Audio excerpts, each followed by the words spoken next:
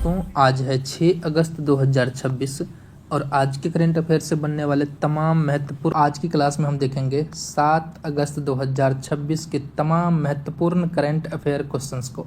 तो चलिए, है सुअरों के लिए भारत की पहली स्वदेशी वैक्सीन किस बीमारी के लिए विकसित की गई है। तो देखिए, अभी जो है भारतीय कृषि अनुसंधान परिषद ने सुअरों के लिए भारत की पहली स्वदेशी वैक्सीन अफ्रीकन स्वाइन फीवर विकसित करी है। इस क्वेश्चन का सही आंसर है option B, African swine fever.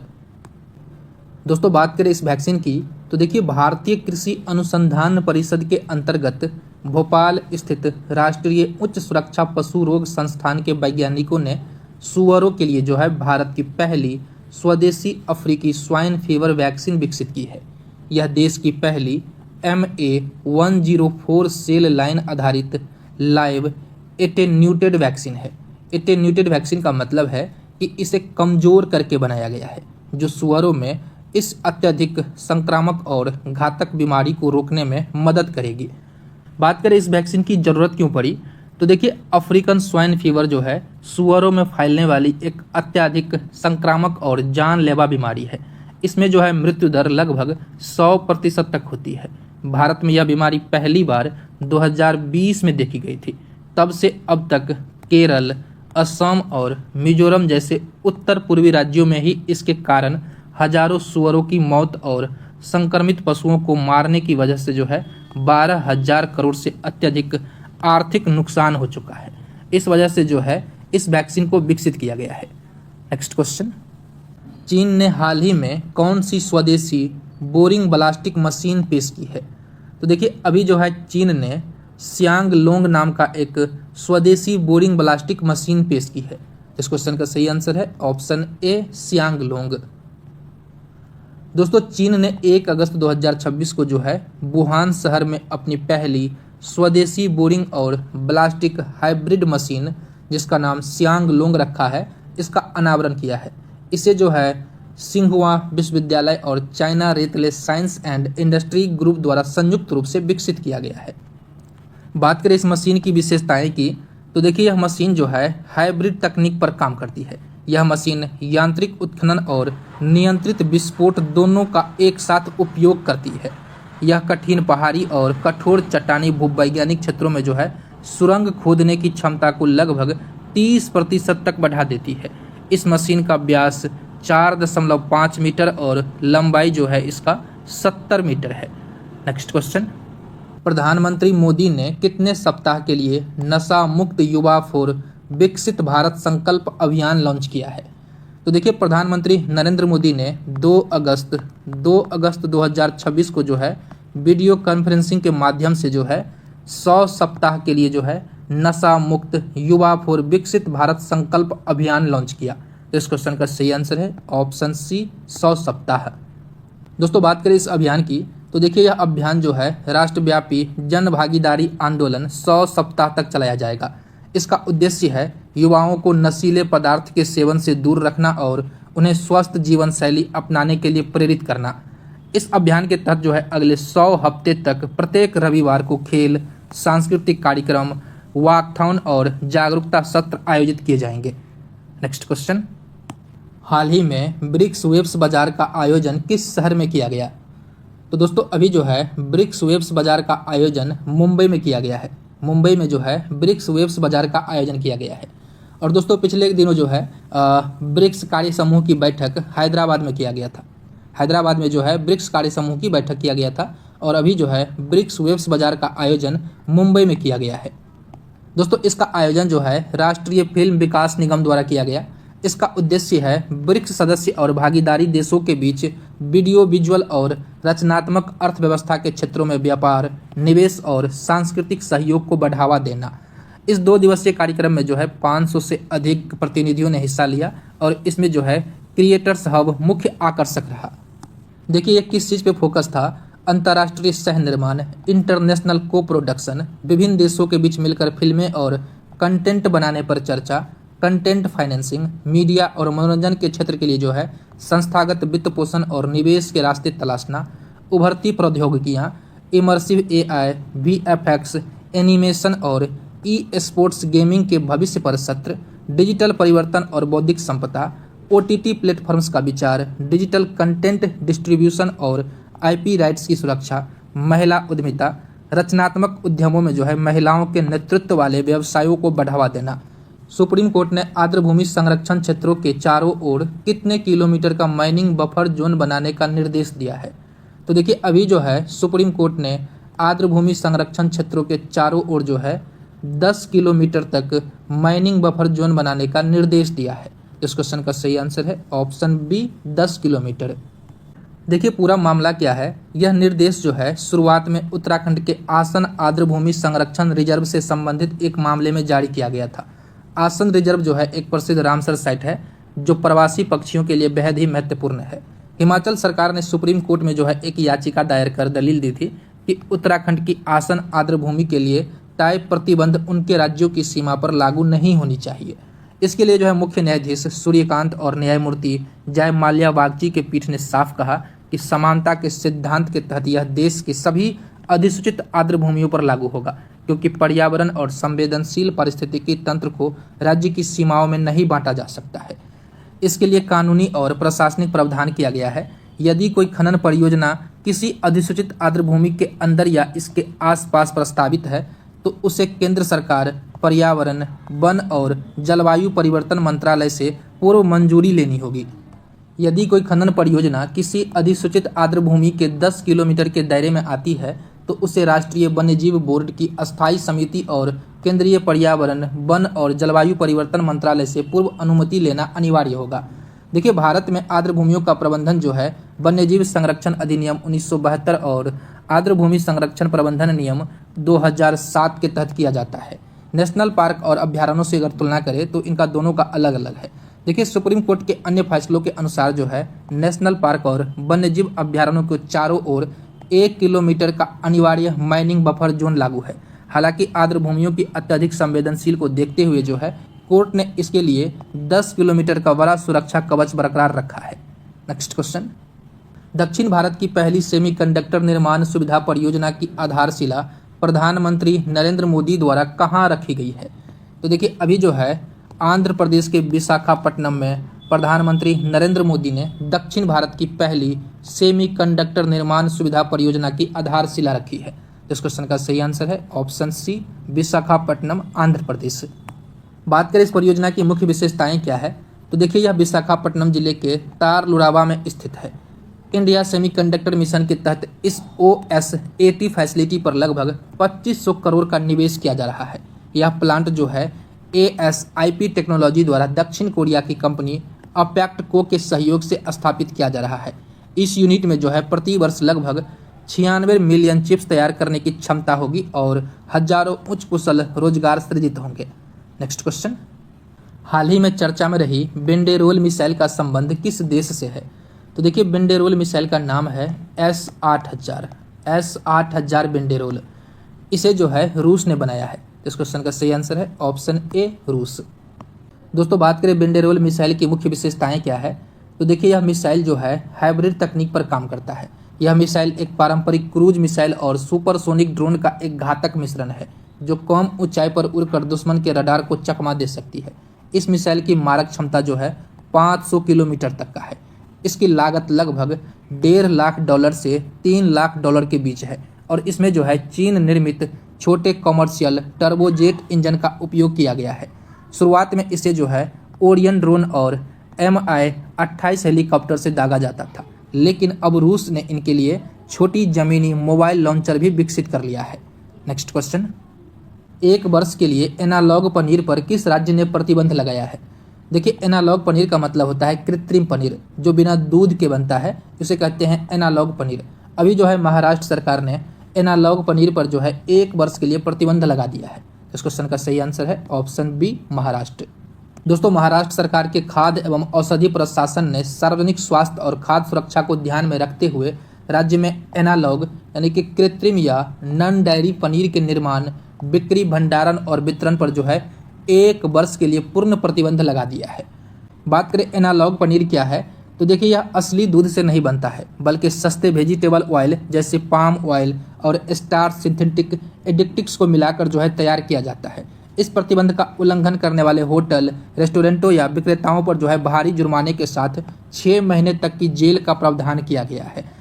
देखिए छत्तीसगढ़ के बाद जो है इस तरह का कदम उठाने वाला महाराष्ट्र जो है देश का दूसरा राज्य बना है। इससे पहले छत्तीसगढ़ ने भी इस तरह का प्रतिबंध लगाया था और महाराष्ट्र के बाद जो है अब गुजरात ने भी इस पर प्रतिबंध लागू किया है। नेक्स्ट क्वेश्चन, लगभग 20 वर्ष के बाद हिमालयन शेरे किस राज्य में देखा गया? तो देखिए हिमाचल प्रदेश में जो है हिमालयन शेरे लगभग 20 वर्षों के बाद देखा गया है। इस क्वेश्चन का सही आंसर है ऑप्शन सी, हिमाचल प्रदेश।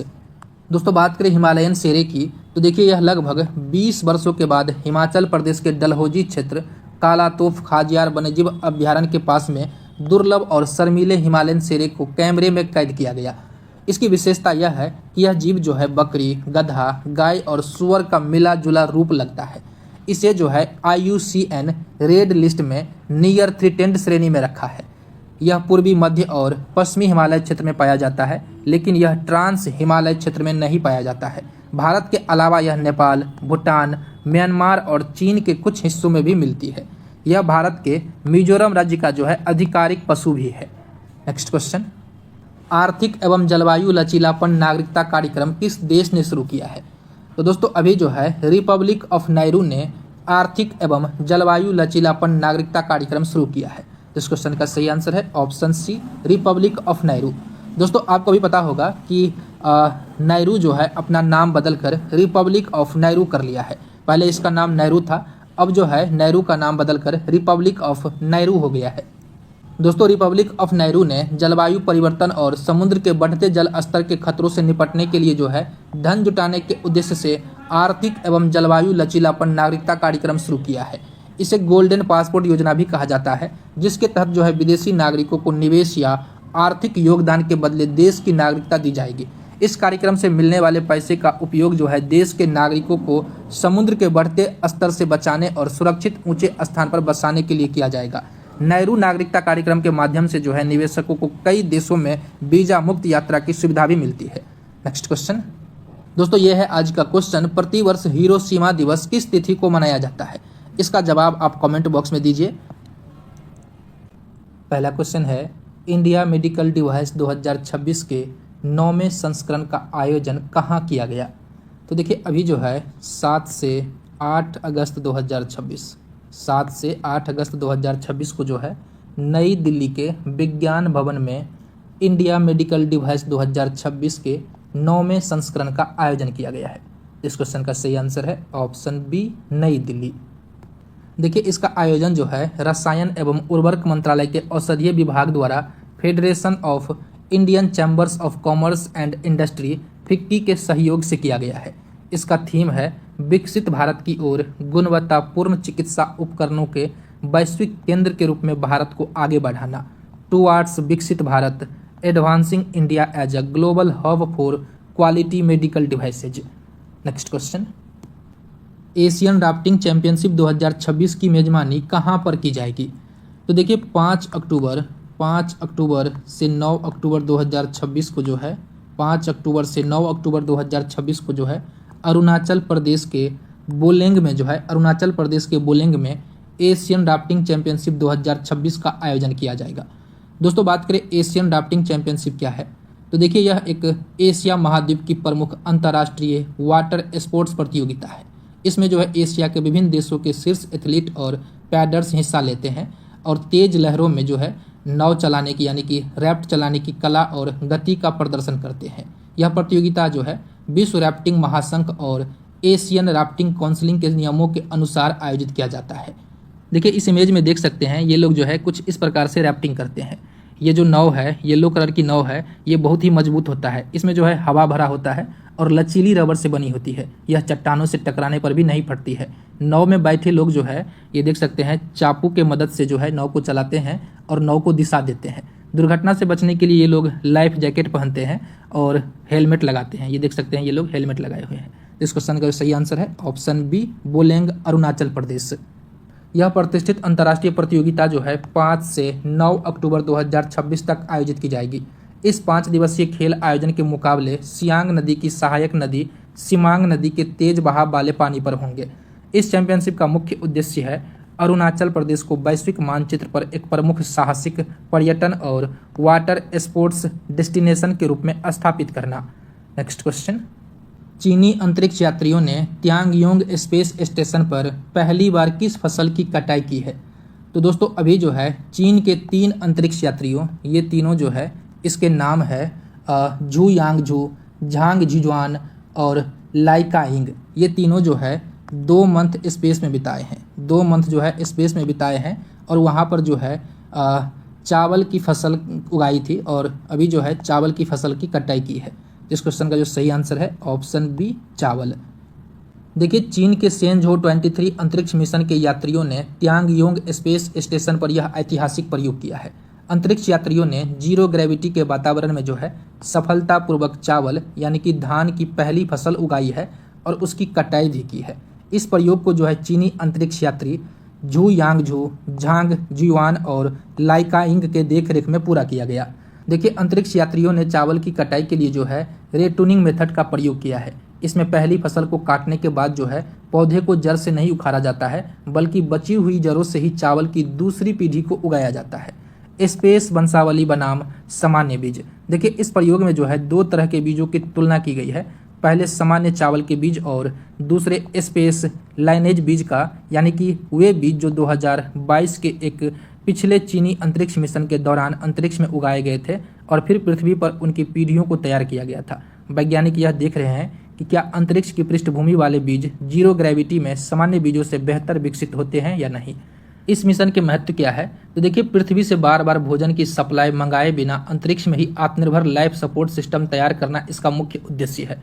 यह सफलता भविष्य में इंसानों को चंद्रमा और मंगल ग्रह जैसे लंबी अवधि के अभियानों पर भेजने के लिए बेहद मददगार साबित होगी।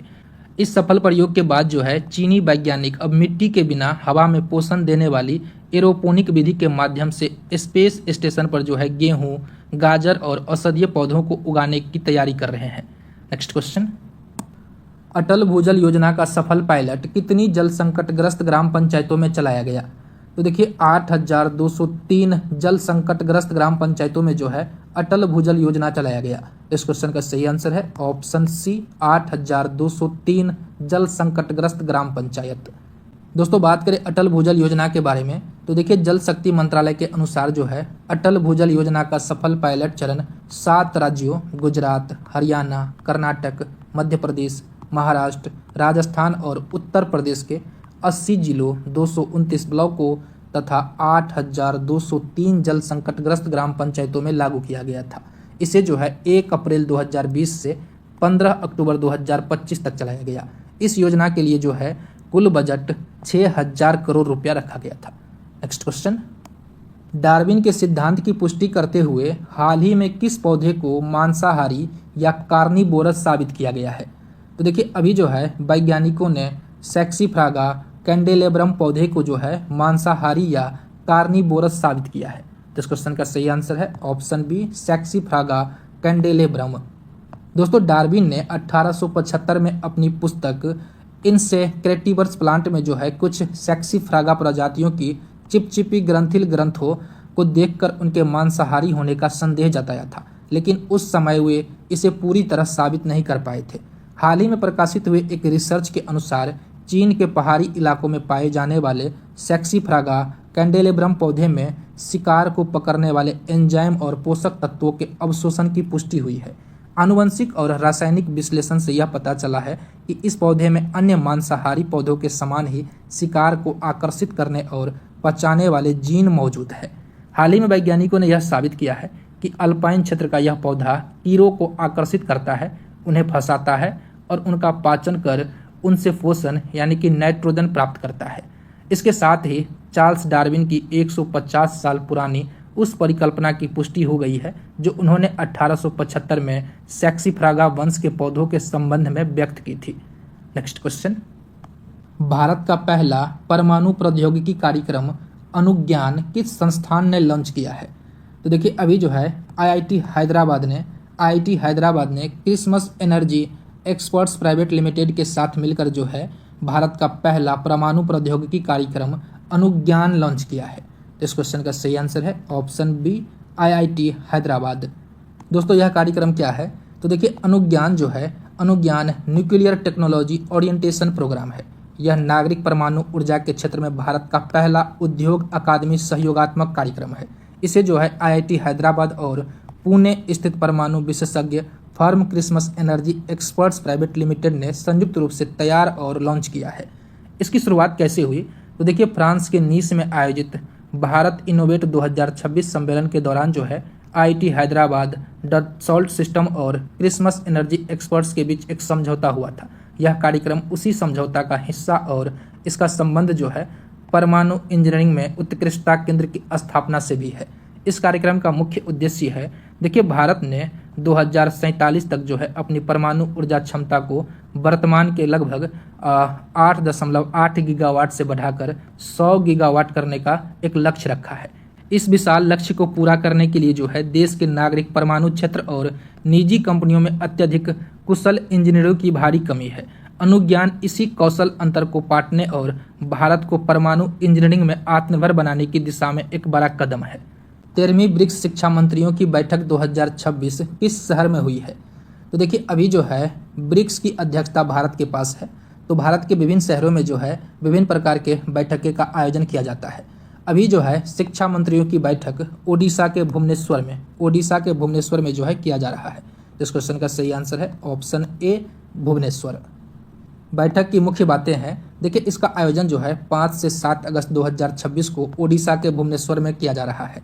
इसका थीम है लचीलेपन, नवाचार, सहयोग और स्थिरता के लिए निर्माण, building for resilience, innovation, corporation and sustainability.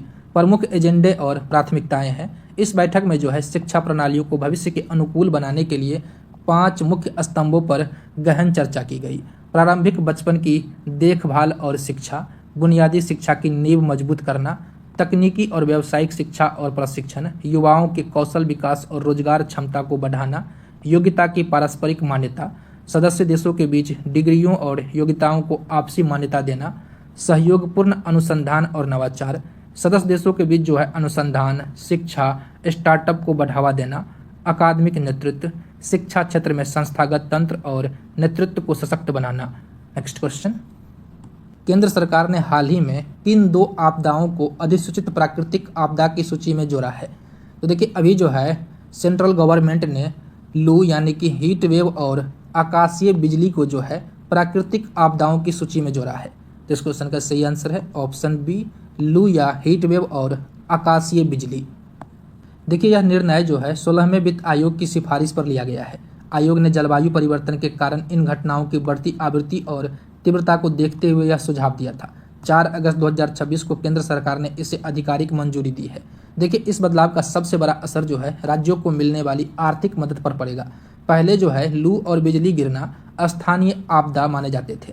राज्य अपने आपदा कोष का अधिकतम 10% ही इनके राहत कार्यों के लिए खर्च कर सकते थे, लेकिन अब जो है अधिसूचित आपदा बनने के बाद राज्य सरकारें पीड़ितों को जो है मुआवजा देने और राहत कार्य चलाने के लिए पूरे SDRF फंड का उपयोग कर सकती है। यदि राज्य का फंड कम पड़ता है तो उन्हें जो है केंद्र NDRF राष्ट्रीय आपदा मोचन कोष से भी अतिरिक्त मदद मिलेगी।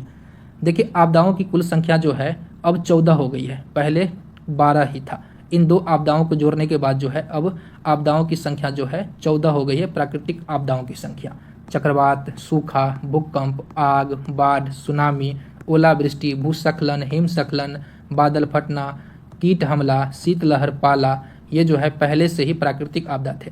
अब जो है हीट वेव और आकाशीय बिजली को जोड़ दी गई है, तो टोटल जो है आपदाओं प्राकृतिक आपदाओं की संख्या 14 हो गई है। देखिए राहत कोष में केंद्र और राज्य का योगदान इस प्रकार होता है। सामान्य राज्य अगर है तो 75% जो है केंद्र सरकार और 25% राज्य सरकार। पूर्वोत्तर और हिमालय राज्य है तो इसमें जो है 90% केंद्र सरकार और 10% जो है राज्य सरकार इसमें योगदान देता है। देखिए सरकार ने संसद में जानकारी दी कि 1 मार्च से 26 जुलाई 2026 के बीच ही देश में हीट स्ट्रोक के 4,853 मामले और 20 मौतें दर्ज की गई। बढ़ती गर्मी और मौतों के इन आंकड़ों ने इस नीतिगत बदलाव को जरूरी बना दिया था। नेक्स्ट क्वेश्चन, कार्यवाहक केंद्रीय सतर्कता आयुक्त CVC के रूप में किसने पदभार संभाला है? तो देखिए अभी जो है एएस राजीव को कार्यवाहक केंद्रीय सतर्कता आयुक्त नियुक्त किया गया है। इससे पहले जो है प्रवीण कुमार श्रीवास्तव केंद्रीय सतर्कता आयुक्त थे। इनका कार्यकाल खत्म होने के बाद जो है कार्यवाहक केंद्रीय सतर्कता आयुक्त के रूप में एएस राजीव को नियुक्त किया गया है। इस क्वेश्चन का सही आंसर है option B, A S Rajiv. Bankers books evidence bill 2026 किस औपनिवेशिक कानून का स्थान लिया है? तो देखिए अभी जो है bankers books evidence bill 2026 Lok Sabha में पारित किया गया है। ये कानून जो है अब बैंकर्स बुक्स एविडेंस एक्ट 1891 का स्थान लेगा। इस क्वेश्चन का सही आंसर है option B, bankers books evidence act 1891। देखिए इसके मुख्य बदलाव और उद्देश्य क्या है। इसमें जो है पुराने कागजी बही खाते जैसे लेजर, कैश बुक की परिभाषा को जो है अब बदलकर इसमें डिजिटल, इलेक्ट्रॉनिक्स, वर्चुअल और क्लाउड आधारित वित्तीय रिकॉर्ड को भी कानूनी रूप में शामिल किया गया है। कानूनी कार्रवाई के दौरान जो है मूल रिकॉर्ड या बही खातों को अदालतों में पेश किए बिना बैंक रिकॉर्ड्स की प्रमाणित डिजिटल प्रतियों को जो है साक्ष्य या सबूत के रूप में इस्तेमाल किया जा सकेगा। उन मामलों में जहां बैंक खुद कोई पक्ष नहीं है, बैंक अधिकारियों को बार बार अदालत में उपस्थिति होने या मूल दस्तावेज लाने के लिए तब तक मजबूर नहीं किया जा सकेगा जब तक कि अदालत का कोई विशेष आदेश न हो। इलेक्ट्रॉनिक साधनों को अदालत में पेश करते समय एक तकनीकी प्रमाण पत्र देना अनिवार्य होगा जो यह साबित करे कि सिस्टम के साथ कोई छेड़छाड़ नहीं हुई है। नेक्स्ट क्वेश्चन दोस्तों, यह है आज का क्वेश्चन। 2026 में किस अमेरिकी राज्य ने 15 अगस्त को इंडिया डे घोषित किया है? इसका जवाब कमेंट बॉक्स में दीजिए। ये था कल का क्वेश्चन। प्रतिवर्ष हिरोशिमा दिवस किस तिथि को मनाया जाता है? तो देखिए हिरोशिमा दिवस जो है 6 अगस्त को मनाया जाता है। प्रत्येक वर्ष 6 अगस्त को मनाया जाता है। 6 अगस्त 1945 को जो है जापान के हिरोशिमा पर अमेरिका ने बम गिराया था। इस वजह से जो है प्रत्येक वर्ष हिरोशिमा दिवस मनाया जाता है 6 अगस्त को।